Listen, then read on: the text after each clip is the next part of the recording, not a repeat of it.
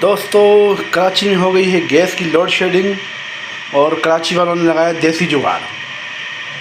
ये है जी राड, जो आजकल पानी गर्म इससे होता है, इस राड से, क्योंकि गैस की लोड शेडिंग ज़्यादा हो गई है। लाइट की लोड शेडिंग तो है पर वो आ जाती है जल्दी जल्दी, 1 घंटे बाद 2 घंटे वापस आ जाती है। पर ये गैस की लोड शेडिंग की वजह से कराची वालों ने अपना जुगाड़ निकाल लिया है। ये है देसी जुगाड़, कराची का जुगाड़ है जी दोस्तों। पानी गर्म हो रहा है, ये बुलबुले नज़र आ रहे हैं आप लोगों को।